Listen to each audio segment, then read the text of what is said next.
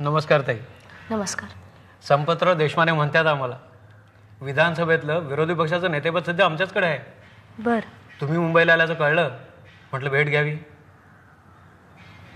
हे तुम्हाला कसं कळलं? तुमच्या भागात काम करणाऱ्या आमच्या कार्यकर्त्यांनी सांगितलं. दुपारी 2लाच फोन आला होता त्याचा.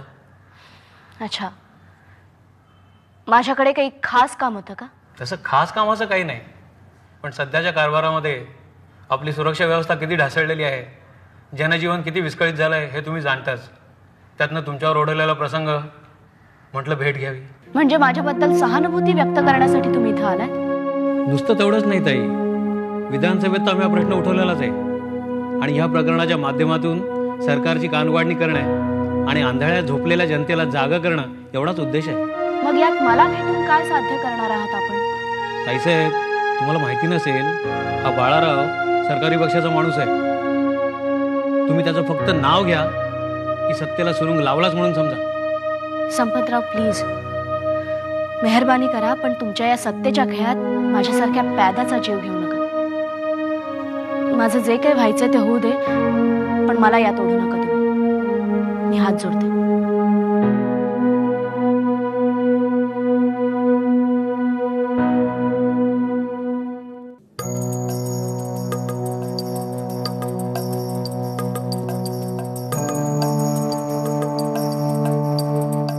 विश्वासराव, एक विरोधी पक्ष नेता म्हणून मी काही बोलण्याच्या अगर करण्याच्या आधी तुमचा मित्र म्हणून तुम्हाला सावध करायला आलोय. या अतिप्रसंगाच्या प्रकरणाचा आपण जर नीट छडा लावला नाहीत ना, तर हे प्रकरण आपल्याला एकंदरीत खूप जड जाणार असं वाटतंय.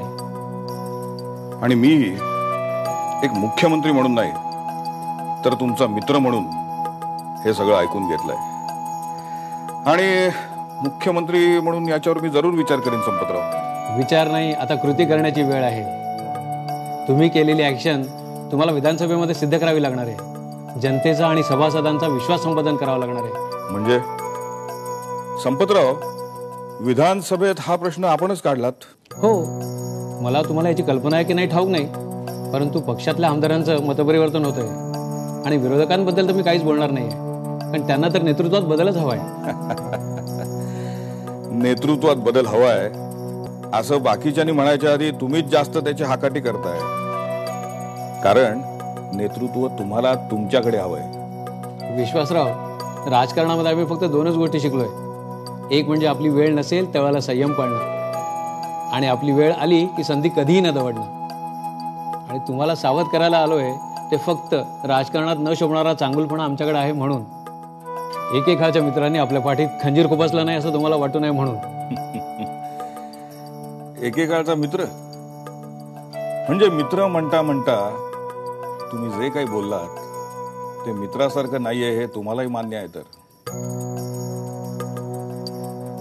ठीक आहे संपतराव, आम्हाला सावध केल्याबद्दल आम्ही आपले आभार मानतो. संपतराव, तुम्हाला वाटतंय आपल्या हातात दारूनं ठासून भरलेला एक सुरुंग सापडलाय. त्या सुरुंगानं विश्वासरावाची सत्ता आपण उधळून लावू. पण संपतराव, त्या सुरुंगाच्या दारूत विश्वासरावाची सत्ता उधळण्याचा दम नाहीये. हा, मीडिया काय ओरडतंय ते विसरून जा. त्यांचा धंदाच आहे तो. बिचाऱ्यांना पोटासाठी ते करायला लागतं. पण संपतराव, हा साधा अंदाज तुम्हाला तरी असायला हवा होता. ठीक आहे, करा प्रयत्न आपण. विश्वासराव, आपण काय आम्हाला भोट समजलात? या प्रकरणातला प्रमुख संशयित बाळाराव, या बाळारावनं 11 वर्षापूर्वी आपल्या पक्षाच्या तिकिटावर झेडपीची निवडणूक लढवली होती. पण तेव्हाही तो हारला होता. त्याने काय फरक पडतो? कळेल, लवकरच कळेल. विश्वासराव, आपण प्रतिस्पर्धी आहोत. सत्तेचा डाव तर आपण रोजच खेळतोय. काही पत्ते तुमच्या हातात आहेत, काही माझ्या हातात. विधानसभेमध्ये हा प्रश्न काढून आम्ही तर उतारी केलेलीच आहे. आता तुम्ही जर नीट नाही खेळलात तर संपतराव, आम्ही आपले पुन्हा एकदा आभार मानतो. फक्त हातातले पत्ते खेळण्यासाठी असतात हे विसरू नका, नाहीतर पत्त्यांसकट पॅक व्हायची पाळी यायची. आणि मीडिया 100 प्रश्न तेव्हा विचारेलच. त्याची तयारी ठेवा. काय विश्वासराव, 2 दिवस, फक्त 2 दिवस. एक तर बाजी तुमच्या हाती असेल, नाही तर बाजी माझी झालेली असेल. काय हे पहा मिस अक्षता जोशी, तुम्ही जर काहीच बोलला नाही तर तुमचं हे मौन तुम्हालाच गोत्यात आणणार आहे. Why don't you understand this? Madam, आता तुम्हीच सांगा काय करायचं ते. I just can't help it. Akshata, बाळा स्पष्टपणे काय ते बोल ना त्यांच्याशी प्लीज.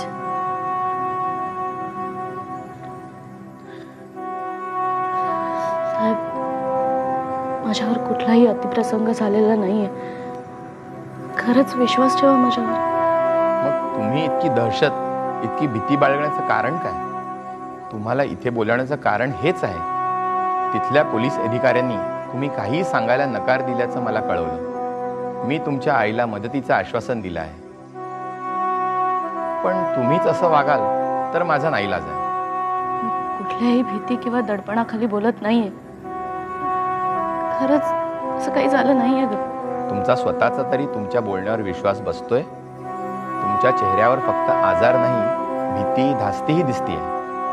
हे पक्क लक्षात ठेवा की जे काय झालं त्यावेळेस तुम्ही आणि तुमच्याबरोबर जो कोणी पुरुष होता त्या तुम्हा दोघांनी. तुम्ही आत्ताच्या आत्ता इथून चालते व्हा. हे बघा, माझ्या सहनशक्तीचा अंत बघू नका तुम्ही बाळा.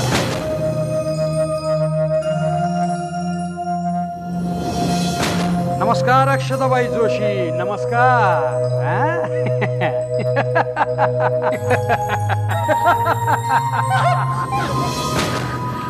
अक्षता, काय होतंय तुला?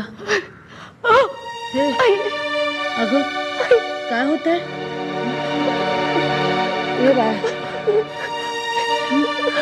काय होतंय? मॅडम, त्यांना बरं वाटत नाही, तुम्ही त्यांना घरी घेऊन जा. ह्या आता काही बोलू शकणार नाही. तुम्ही त्यांना नीट समजावून सांगा की त्यांना बोललंच पाहिजे. त्या बोलल्या नाही तर परिस्थिती सुधारणार नाही. चल चल, थँक्यू.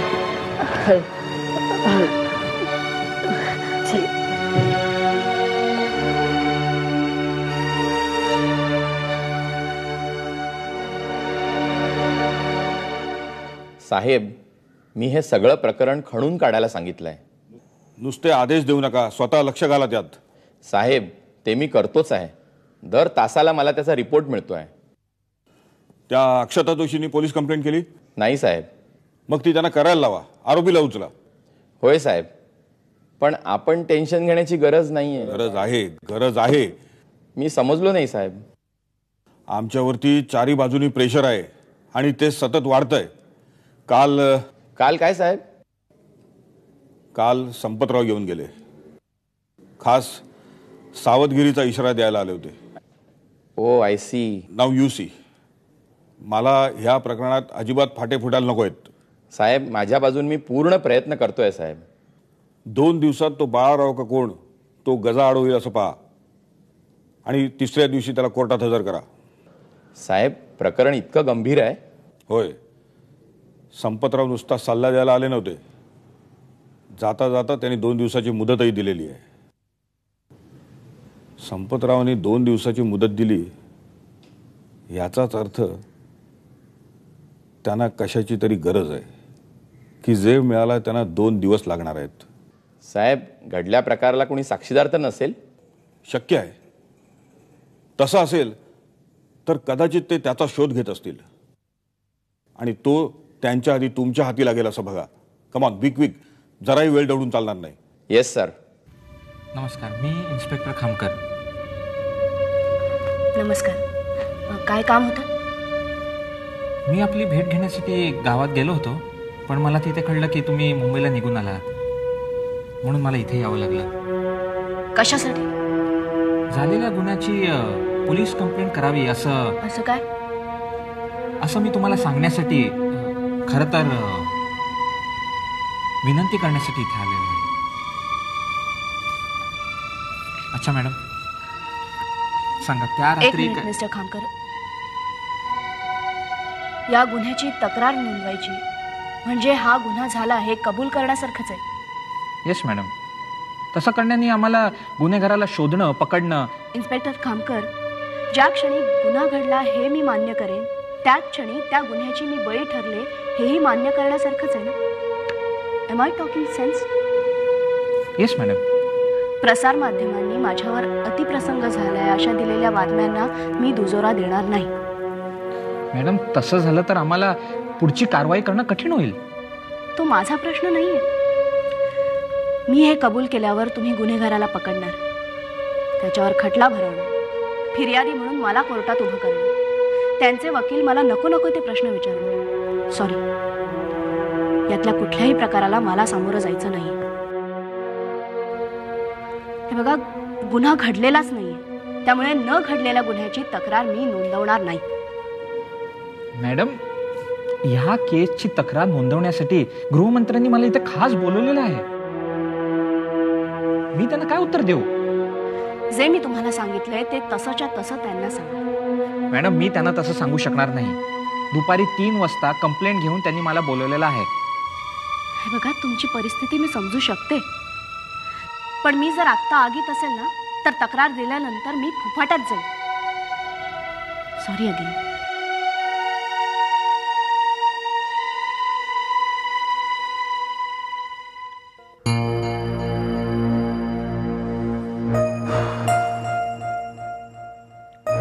शाम्या,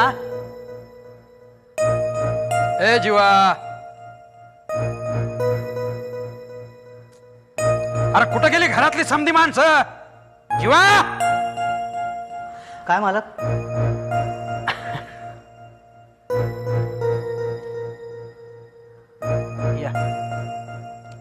या असं जरा जवळ या. मला काय चुकलं असेल तर माफी मागतो.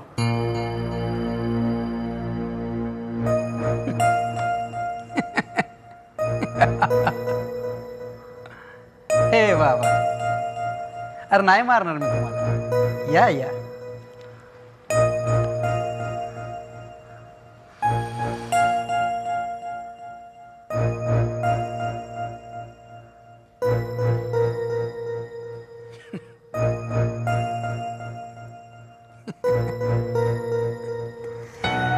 अरे देवा. हे बघा, आता आम्ही तुम्हाला जे काय सांगू ते नीट ऐका आणि समजा तुमच्याचकडे ठेवा. आता आम्ही चाललो. कुठं? असं अचानक कुठं निघाला? आम्हाला सवाल केलेला आवडत नाही, माहिती आहे तुम्हाला. जी मालक. सांगतो तरी मी सांग. आम्ही आता चाललो. कुठं चाललो विचारायचं नाही. का चाललो, कशाला चाललो आम्ही सांगणार नाही. पण मला कोणी विचारलं तर काय सांगायचं? हे कोण विचारणार? आमच्याबद्दल कोण विचारणार तुम्हाला? कोण विचारणार म्हणजे उद्या हऱ्या शेठला सांगायचं नाही.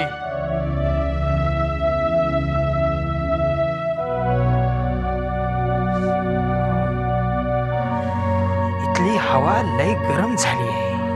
मालक, तुमची बॅग काय सामान? नाही, नकोय. काय काय काय नकोय आम्हाला. मला गाडी नेणार का? ड्रायव्हरला सांगू? हा. श्याम्या, जास्त आगाऊपणा बरा नाही. हे बघा, तुम्हाला कोणी आमच्याबद्दल विचारलं तर सांगायचं की आमचं साहेब काय कामानिमित्त बाहेरगावी गेल्यात. बाकी तुम्हाला काय बी माहित नाही. राहील का समजा ध्यानात? जी मालक.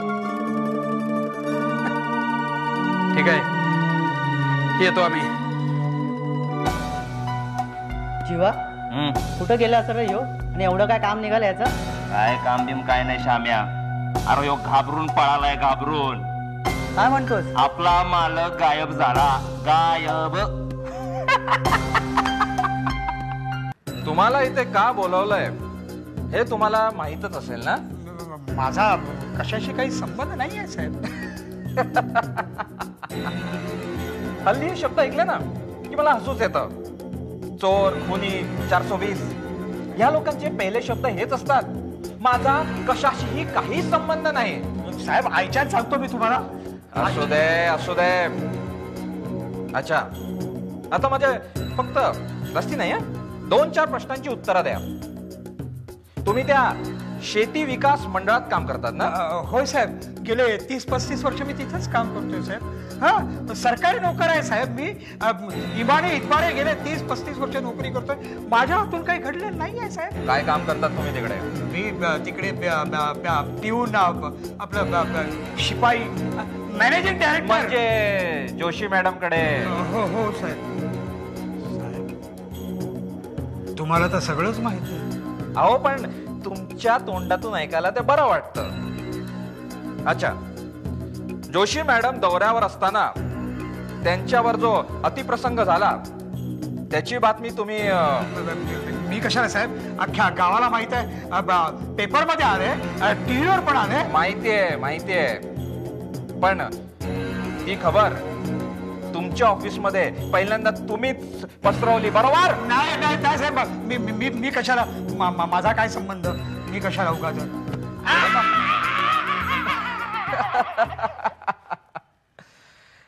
आता तुम्ही खरं सांगा किंवा नका सांगू, मला सगळं कळलेलं आहे.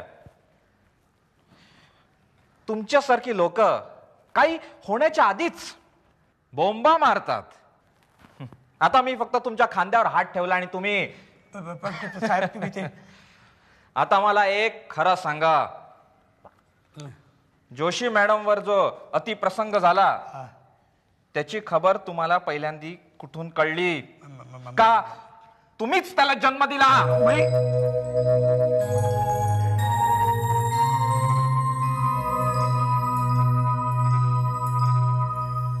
मिस जोशी, तुम्ही म्हणता की जर गुन्हा घडलाच नाही तर मी तक्रार का करू? तुमच्याच युक्तिवादाचा आधार घेऊन मी तुम्हाला असं विचारतो की जर गुन्हा घडलाच नाही तर तुम्हाला टेन्शन कसलं येतंय? सर, मी खामकरांनाही सांगितलं, कोर्टातल्या सुनावणीला सामोरं जायची माझी अजिबात इच्छा नाही आणि गुन्हा घडलेला नसतानंतर नाहीच नाही. पण या केसमध्ये तुम्ही फिर्यादी आहात मिस जोशी, आरोपी नाही. टेन्शन आरोपीला यायला हवं. खामकर, तुम्ही बाईंची कंप्लेंट लिहून घ्या. खरं तर हे काम कालच व्हायला हवं होतं. मी आपल्या इन्स्ट्रक्शन्स होत्या असंही सांगितलं होतं सर. हो, पण मीच नाही म्हणाले, कारण मला ते पटत नाही. मिस जोशी, प्रेशर त्यांच्यावरच नाही माझ्यावरही आहे. Please try to understand. केसचं हिअरिंग इन कॅमेरा होईल, म्हणजे बंद खोलीत होईल, जिथे पत्रकार, सामान्य जनता हजर नसतील. खामकर, तक्रार अतिप्रसंगाऐवजी गंभीर विनयभंगाची केली तर? चालेल सर, पण निदान त्याची मान्यता तरी मॅडमनी दिली पाहिजे. मिस जोशी, विनयभंग म्हणजे कायद्यानं नेमकं काय? कायद्याला आणि पोलिसांना आत्ता फक्त एक तक्रार हवी आहे, गुन्हेगाराला पकडण्यासाठी आणि उगाचच रोज पेपरात छापून येणाऱ्या बातम्या थांबवण्यासाठी. केस कोर्टात जाईल, तिथे चालेल, जो निकाल लागायचा तो लागेल. पण आत्ता तरी चालणारी ही बोंबाबोंब थांबेल की नाही, हे तरी पटतंय का तुम्हाला? ती थांबणं माझ्याही हिताचंच आहे. Thank God. Sir, please don't misunderstand. एक विचारू का? नाही म्हणजे तुम्हाला राग तर येणार नाही ना? विचारा. मीडियाचा हा गोंधळ थांबायची किंवा थांबवण्याची सरकारलाही तितकीच गरज वाटते. खूप हुशार आणि बुद्धिमान आहात तुम्ही. या प्रश्नाचं उत्तर देणं मी टाळतोय. खामकर, तुम्ही मॅडमना बाजूच्या खोलीत बसवा आणि कंप्लेंट लिहून घ्या. ठीक आहे?